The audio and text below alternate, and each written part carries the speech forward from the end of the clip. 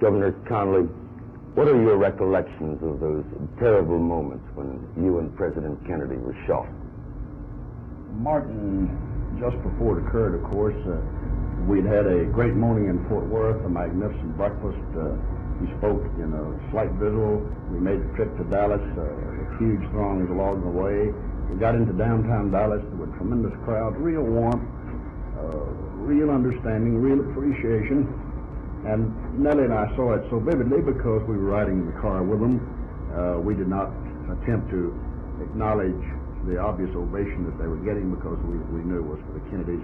The reception had been magnificent. The president had remarked on it. So had Miss Kennedy.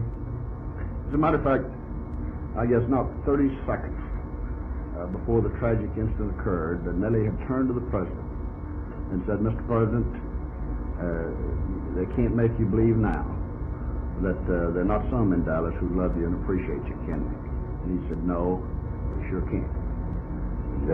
And then we had just turned the corner. We heard a shot. I turned to my left. I was sitting in the jump seat. I turned to my left to look in the back seat. The president had slumped. He had said nothing. Almost simultaneously, as I turned, I was hit.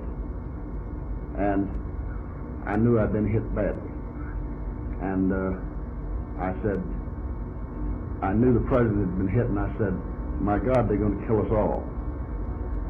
And then there was a third shot. And the president was hit again. And we thought then very seriously. I had still regained consciousness, but the president had slumped in Miss Kennedy's lap. And when he was hit the second time, she said, or the first time, it all happened in such a brief span, she said, "Oh my God, they killed my husband." I said, Jack.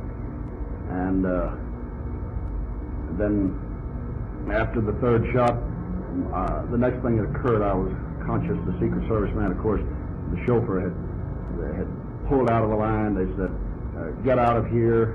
On the radios, they said, "Get us to a hospital immediately." And so we pulled out, of course, immediately as fast as we could go and got to the hospital. And in the space of a few seconds, it's unbelievable what can happen.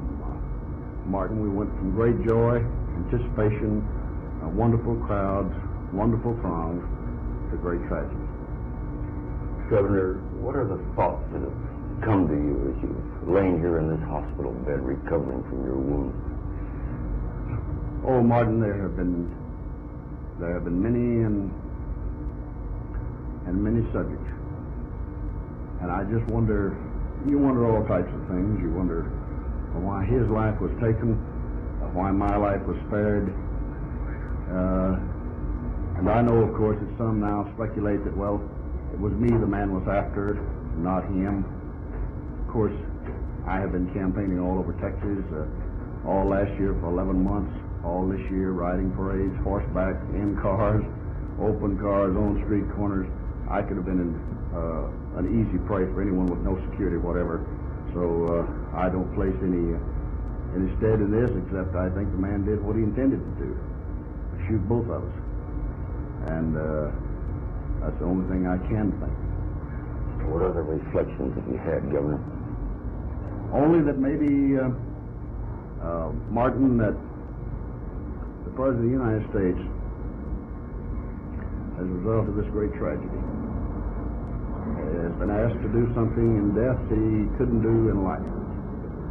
And that is to so shock and so stun a nation, and the people, and the world, of what's happening to us, of the cancerous growth that's being permitted to expand and enlarge itself upon the community and the society in which we live, that breeds a hatred, a bigotry, an intolerance, an indifference, a lawlessness